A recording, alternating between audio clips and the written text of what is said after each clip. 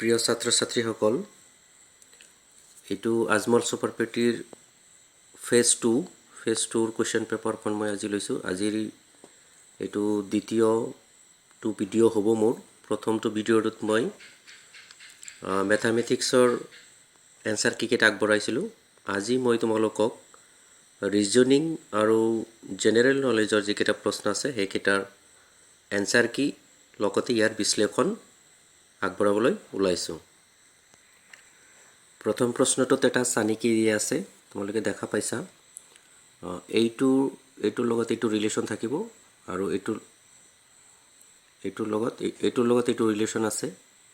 এইটো চোৱা, এই পাৰ্টটো শ্বেডো পাৰ্টটো অপজিট ডিৰেকশ্যনত আহিছে আৰু এই পাৰ্টটো ইয়াতে গৈছে, এই পাৰ্টটো ইয়াতে গৈছে, অৰ্থাৎ এইটো কমপ্লিট কৰিছে এইটোৱে। তো ঠিক তেনেকুৱা এইটোৰ যদি আমি নেক্সট চাব খোজোঁ, এই শ্বেডো পাৰ্টটোৰ অপজিট পাৰ্ট চাব লাগিব। এইটো পাৰ্ট ইয়াতে আহিব, দেন এই পাৰ্টটো ইয়াতে যাব। এনেকুৱা এটা শ্বেপে আছে মাত্ৰ ইয়াতে, গতিকে এইটো ৰাইট এনচাৰ অপশ্যন 4 হ'ব। পিছে প্ৰশ্ন দিছে, মই মোৰ ঘৰৰ পৰা যাত্ৰা আৰম্ভ কৰি পোনে পোনে 2 কিলোমিটাৰ অতিক্ৰম কৰিলোঁ। তাৰপিছত সোঁফালে ঘূৰি ৰাইট টাৰ্ণ লৈছে, 1 কিলোমিটাৰ গ'লোঁ। তাৰপিছত আকৌ ৰাইট টাৰ্ণ লৈছে আৰু 1 কিলোমিটাৰ গৈছে। তো যদি মই মোৰ ঘৰৰ পৰা উত্তৰ পশ্চিম দিশত থাকোঁ, তেন্তে মই কোন দিশত যাত্ৰা আৰম্ভ কৰিছিলোঁ। তো যিহওক শেষত উত্তৰ আৰু পশ্চিম দিশত যদি থাকিব লাগে, তেনেহ'লে আমি দক্ষিণ ফালেহে ষ্টাৰ্ট কৰিব লাগিব। এনেকুৱা মানুহজনে দক্ষিণ ফালে 2 কিলোমিটাৰ গৈছে, তো ৰাইট টাৰ্ণ যেতিয়া লৈছে তেতিয়া তেওঁ কোনফালে ঘূৰিছে, পশ্চিম ফালে ঘূৰিছে। আকৌ যেতিয়া ৰাইট টাৰ্ণ লৈছে তেতিয়া তেওঁ উত্তৰ ফালে ঘূৰিছে। তো উত্তৰ ফালে ঘূৰিলে ইয়াতে যেতিয়া পজিশ্যনটো হ'ব, এইটোৰ পৰা পশ্চিম হ'ব আৰু নৰ্থ ছাইডত হ'ব। গতিকে দক্ষিণ দিশতহে মানুহজনে প্ৰথমতে গতি কৰিছিল।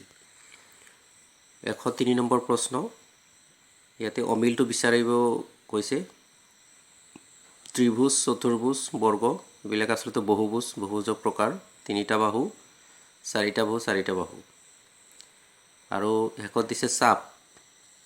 এইটো ইংৰাজী আৰু অসমীয়া শব্দৰ মাজত অলপ অমিল থকা যেন পাইছোঁ, তথাপি শুদ্ধ উত্তৰ এইটোৱে যেন লাগিছে। 104 নম্বৰ প্ৰশ্ন, তোমালোকে যদি প্ৰথম খণ্ডটোত মই আগবঢ়োৱা ভিডিঅ'বিলাক চাইছা, অৰ্থাৎ ইয়াৰ আগতে যিটো জানুৱাৰী মাহত ছুপাৰ 40ৰ এটা এক্সাম হৈছিলে, সেইটো প্ৰশ্নৰ পৰা বহুতো কেইটা প্ৰশ্ন ইয়াতে আকৌ ৰিপিট কৰিছে। তোমালোকে চাব পাৰা, সেই প্ৰশ্ন কাকতখনৰ 115 নম্বৰ প্ৰশ্নটো এই হুবহু এইটোৱে দিছে, অৰ্থাৎ ৰিপিট কৰিছে। তো ইয়াতে আমি দেখা পাইছোঁ নিউমাৰিকেল শব্দটো এনেকৈ লিখিছে MVLFQJBBK। তেনেহ'লে এষ্ট্ৰলজি শব্দটো কেনেকৈ লিখা হ'ব? এটা সহজ এটা পেটাৰ্ণ আছে। এনৰ কাৰণে M দিছে মানে -1, আগৰটো +1 -1, মানে এটা আগৰ এটা পিছৰ এনেকৈ দি পেলাই ছিকুৱেঞ্চটো বনাইছে। তো এষ্ট্ৰলজিটো আমি এনেকুৱা কৰিম, প্ৰথমতে এটা আগৰ মানে Z, এৰ আগত যেহেতু নাই গতিকে Z ল'ব লাগিব। এছৰ এটা পিছত, টিৰ এটা আগত, আৰৰ পিছতটো, ওৰ আগতটো, এলৰ পিছতটো, আকৌ ওৰ আগতটো, জিৰ পিছতটো আৰু ৱাই আগৰ লেটাৰটো যদি চাওঁ ZTSSNMNHX হ'ব। গতিকে অপশ্যন 2 শুদ্ধ উত্তৰ। কুৱেশ্যন নম্বৰ 105, 2 আৰু 4ৰ কাৰণে 20, 3 আৰু 9ৰ কাৰণে 90, 1 আৰু 5ৰ কাৰণে কিমান হ'ব? এটা সহজ পেটাৰ্ণ এইটো। 2 স্কুৱেৰ আৰু 4 স্কুৱেৰৰ plus 4 square 16, 2 square 4 20, 9 square 81, 3 square 9, 81 plus 9 90, 1 square 1, 5 square 25, গতিকে ইয়াত হ'ব 26। Right answer option 2। কেৱল ল'ৰা থকা এটা শাৰীত অতুল যদি সোঁফালৰ পৰা দ্বাদশ আৰু বাওঁফালৰ পৰা চতুৰ্থ স্থানত থাকে, তেন্তে শাৰীটোত আৰু কিমান সংখ্যক ল'ৰা বহালে মুঠ ল'ৰাৰ সংখ্যা 28 হ'ব? তো আমি চাব লাগিব। তো ল'ৰাটো, অতুল নামৰ ল'ৰাটো সোঁফালৰ পৰা আছে 12 নম্বৰ স্থানত আৰু বাওঁফালৰ পৰা আছে চতুৰ্থ স্থানত। চতুৰ্থ স্থানত যদি থাকে তেনেহ'লে তাৰ আগত 3জন ব্যক্তি থাকিব আৰু এইটো 12 নম্বৰ স্থান বাওঁফালৰ পৰা সোঁফালৰ পৰা, গতিকে ইয়াতে 12জন আছে। তো 12 নম্বৰ মানে 12জন আৰু 3জন 15জন। তো আমাক কৈছে আৰু কিমানজন ল'ৰা বহালে 28জন হ'ব, গতিকে 15ৰ লগত 13, অৰ্থাৎ 28ৰ পৰা 15 বাদ দিলে 13, আৰু 13জন ল'ৰা লাগিব। Option 2 right answer.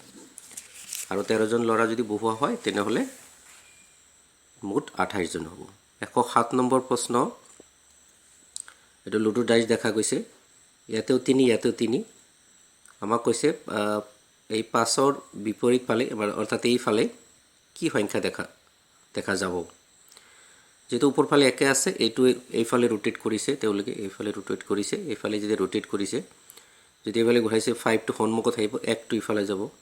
তো 5 যদি সন্মুখত আহিছে তেতিয়া নিশ্চয় ইফালে 6 দেখা নাযাব, কাৰণ 6 যেতিয়া দেখা গৈছে তেতিয়া সন্মুখত 2 দেখা গৈছে, গতিকে 5 ইয়াত থাকিলে ইফালে 6 নাথাকিব।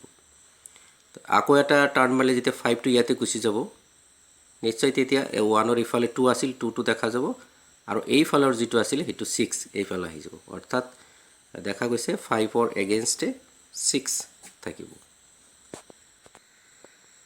108ত আছে কিউৰ পুতেকৰ পুতেক যদি পিৰ ককায়েক হয় তেন্তে পি আৰু কিউৰ সৈতে সম্পৰ্কটো কি? তো দেখা গৈছে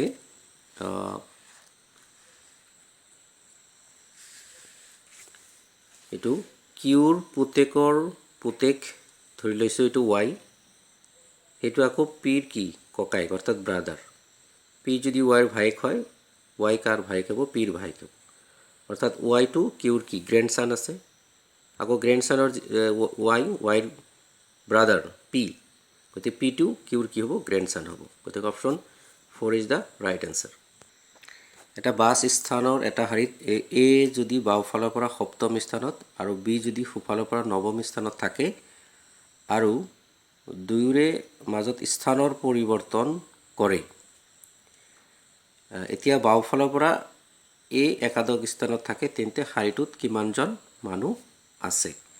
তো আমি চাব লাগিব, এইটো বাওঁফালৰ পৰা 7 পজিশ্যন আৰু বিটো সোঁফালৰ পৰা 9 পজিশ্যনত আছে, কিন্তু এ আৰু এ যদি বিৰ ঠাইত যায় তেনেহ'লে এৰ পজিশ্যন কিমান হয়? 11th হয়, অৰ্থাৎ এ লৈকে 11জন মানুহ আছে, আৰু যিহেতু এই পজিশ্যনটো বিৰ আছিল, ইফালে 9th পজিশ্যন আছিল, গতিকে ইফালে 8জন মানুহ আছে। তো 11 আৰু 8, 19জন মানুহ লাইনটোত আছে। অপশ্যন বিটো শুদ্ধ উত্তৰ, অপশ্যন 3টো শুদ্ধ উত্তৰ হ'ব। কুৱেশ্যন নম্বৰ 110, এই প্ৰশ্নটো প্ৰথমবাৰ যিটো পৰীক্ষা হৈছিল ফেজ 1ৰ কুৱেশ্যন নম্বৰ 117ত এই প্ৰশ্নটো হুবহু দিছিলে। মই তাতে এইটোৰ সমাধান আগবঢ়াইছোঁ যদিও এইটো ছেশ্যনত আকৌ কথাটো কৈছোঁ। এটা ঘড়ী 3 মিনিট 5 ছেকেণ্ড আগুৱাই যায়, 3 মিনিটত, অৰ্থাৎ যেতিয়া 3 মিনিট যাব লাগে তেতিয়া 5 ছেকেণ্ড বেছিকৈ যায়। ৰাতিপুৱা 7 বজাত ঠিক কৰা হৈছে, আবেলি 4:15 ঘড়ীটোৰ সঠিক টাইম কিমান হ'ব? তো এই বস্তুটোৰ কাৰণে আমি চাব লাগিব যে 7 বজাৰ পৰা আবেলি 4:15 বজালৈ 9 ঘণ্টা 15 মিনিট, 15 মিনিটক 15/60 1/4, অৰ্থাৎ 37/4 ইমান ঘণ্টা ব্যৱধান হৈছে। আমি জানো 3 মিনিট 5 ছেকেণ্ডত শুদ্ধ সময় কি আছিলে? 3 মিনিট, অৰ্থাৎ 5 ছেকেণ্ডটো বেছিকৈ গৈছে। 3 মিনিট আৰু 5 ছেকেণ্ডক যদি আমি ঘণ্টালৈ নিওঁ তেতিয়া 37/720 হ'ব, আৰু এই সঠিক সময় 3 মিনিটক ঘণ্টালৈ নিলে 3/60 1/20 ঘণ্টা হ'ব। তো এতিয়া আমাৰ সময় ব্যৱধান আছিল কিমান? 37/4, গতিকে 37/4 ব্যৱধানত সঠিক সময় কিমান হ'ব? কিমান ঘণ্টাটো সঠিক সময় হ'ব? এতিয়া 1/20 আছে, এইটো যাই ইফালে হৰণ হ'ব, উল্টাই পূৰণ হ'ব, এইটো যাই চিধা চিধিকৈ পূৰণ হ'ব। তো এইটো 37 কেঞ্চেল, 0 0 কেঞ্চেল, 2 × 4 8, 8 72 9 টাইমছ, অৰ্থাৎ 9 ঘণ্টা হ'ব। তো শুদ্ধ টাইমটো হ'ব 7 বজাৰ লগত 9 ঘণ্টা যোগ কৰিলে আবেলি 4টা বজাত, 4 PM হ'ব ৰাইট এনচাৰ। 111 নম্বৰ প্ৰশ্নটো ফেজ 1ৰ 118 নম্বৰ প্ৰশ্নটো হুবহু দিয়া গৈছে, দুটা দৌৰ প্ৰতিযোগিতাত মুঠ লোকচান কিমান হৈছে 68। ছেকেণ্ড প্ৰতিযোগিতাটোত প্ৰথমটোতকৈ 6 টকা বেছি লোকচান হৈছে আৰু ইওৰ বন্ধুজনৰ তাতকৈ 4 টকা বেছি লোকচান হৈছে। গতিকে বন্ধুজনৰ দ্বিতীয় খেলটোত কিমান লোকচান হৈছে এইটো উলিয়াব কৈছে। তো আমি ধৰি লৈছোঁ যিজন ব্যক্তিয়ে কৈছে তেওঁৰ প্ৰথম খেলটোত x টকা আৰু দ্বিতীয়টোত 6 টকা বেছি, অৰ্থাৎ x + 6 টকা লোকচান হৈছে। কিন্তু দুটা খেল মিলি লোকচান হৈছে কিমান 68 টকা। ইয়াৰ পৰা ধুনীয়াকৈ x = 31 rupees ওলাই যাব। এইটো প্ৰথম খেলত লোকচান। যেটো দ্বিতীয় খেলত x + 6 আছে, অৰ্থাৎ দ্বিতীয় খেলত 37 টকা লোকচান হৈছে। বন্ধুজনৰ আকৌ তাতকৈ 4 টকা বেছি, অৰ্থাৎ 37 + 4 41 টকা লোকচান হৈছে বন্ধুজনৰ। তো অপশ্যন 3 টো ৰাইট। 39 জন মানুহে দৈনিক 5 ঘণ্টাকৈ কাম কৰি 12 দিনত এটা পথ মেৰামতি কৰে আৰু 30 জন মানুহে দৈনিক 6 ঘণ্টাকৈ কাম কৰে, তেন্তে কিমান দিনত কামটো সম্পূৰ্ণ কৰিব? এই ক্ষেত্ৰত আমি এনেকৈ চাব পাৰি ঐকিক নিয়ম এটা। 39 জনে 5 ঘণ্টাকৈ 12 দিনত কামটো শেষ কৰিব। তো 39 জনে 1 ঘণ্টাকৈ, অৰ্থাৎ কমকৈ যদি কাম কৰে বেছি দিন লাগিব, অৰ্থাৎ তেতিয়া 12ৰ লগত 5টো যাই ইনটু হ'ব। আকৌ এজন মানুহে যদি 1 ঘণ্টাকৈ কৰে আৰু মানুহ কমিল, গতিকে আৰু সময় বেছি লাগিব, 39টো এবাৰ যাই ইনটু হ'ব, ইমান ডেজ হ'ব। এজন মানুহে 6 ঘণ্টাকৈ, এবাৰ আকৌ সময় বাঢ়িল, সময় বাঢ়িলে দিন কম লাগিব, গতিকে 6 যাই হৰণ হ'ব, 6 ডিভাইড হ'ব। আকৌ একৰ ঠাইত 30 যেতিয়া আহিব 6টো ঠিকে থাকিব। 30 জন মানুহে আৰু কম সময়ত কাম কৰিব পাৰিব, একজনে যিমান পাৰিব তাতকৈ বেছি কম সময়ত পাৰিব। তো 30 ডিভাইড হ'ব। তো এইটো সম্পূৰ্ণকৈ কটাকটি কৰিলে 13 ডেজ হ'ব। গতিকে অপশ্যন 2 টো ৰাইট আনচাৰ।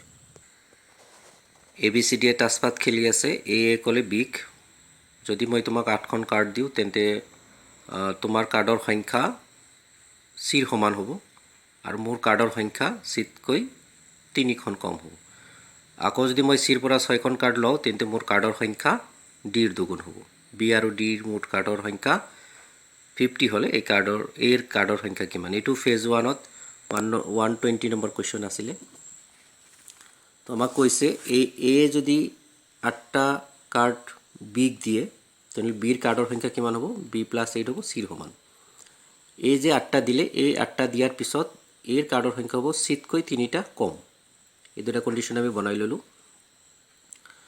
আকৌ এই যদি 6টা কাৰ্ড গ্ৰহণ কৰে তেতিয়াহ'লে ইয়াৰ কাৰ্ডৰ সংখ্যা হ'ব ডিৰ দুগুণ, অৰ্থাৎ a + 6 = 2d।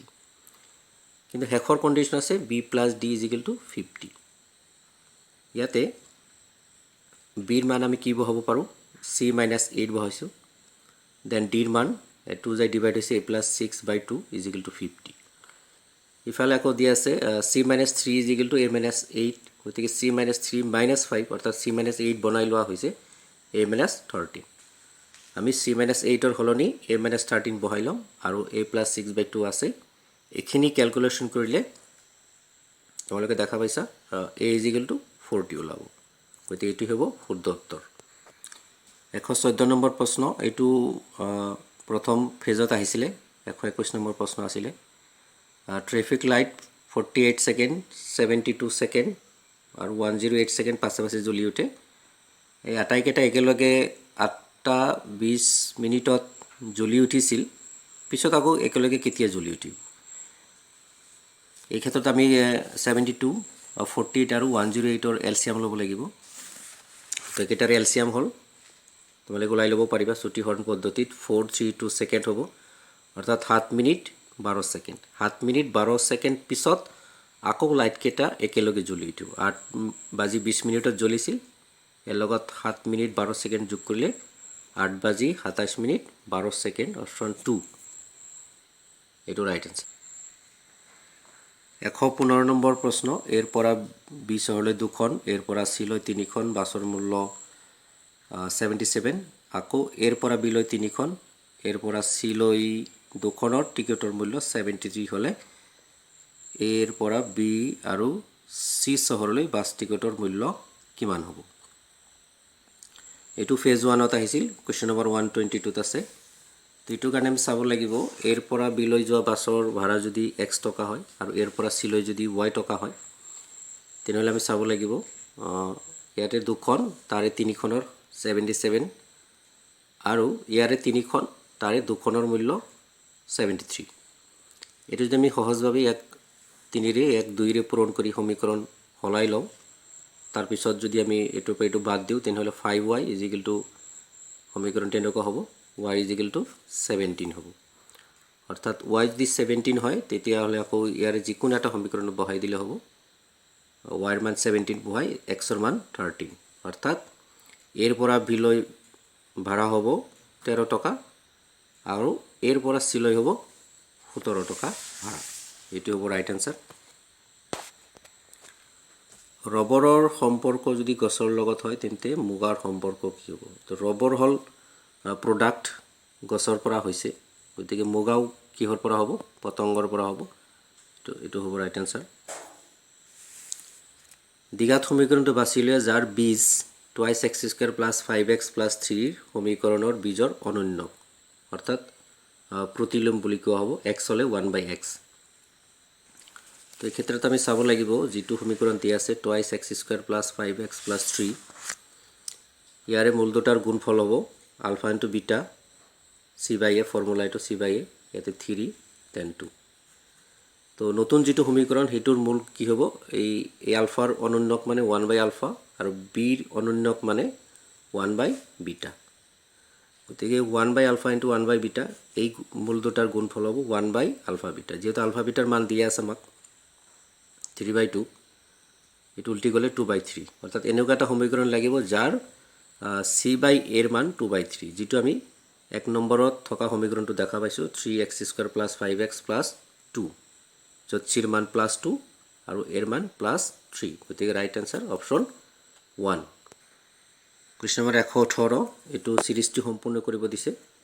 এইটো একেবাৰে চিম্পল, 6k কেৱল প্লাছ হৈছে, চবৰ লগতে 6k প্লাছ হ'লে 38ৰ লগত 6 প্লাছ হ'লে 44, 44ৰ লগত 6 প্লাছ হ'লে 50। Option 2 right answer. Question number 119, APJ Abul কালামৰ জীৱনী, এইটো ফেজ 1ত আহিছিলে, 107 নম্বৰ প্ৰশ্ন। উইংছ অফ ফায়াৰ, মহাত্মা গান্ধীয়ে সত্যাগ্ৰহ আৰম্ভ কৰিছিল চম্পাৰণ নামৰ ঠাইখনৰ, চম্পাৰণ। 5জন মানুহে একেলগে পাহাৰ বগাই আছিল, য'ত জে অনুসৰণ কৰে এইচক, জিৰ সন্মুখত আৰ আৰু জি আৰু এইচৰ মাজত কে। যদি তেওঁলোকে একেটা শাৰীতে পাহাৰ বগাইছিল তেন্তে দ্বিতীয় স্থানত কোন আছিল?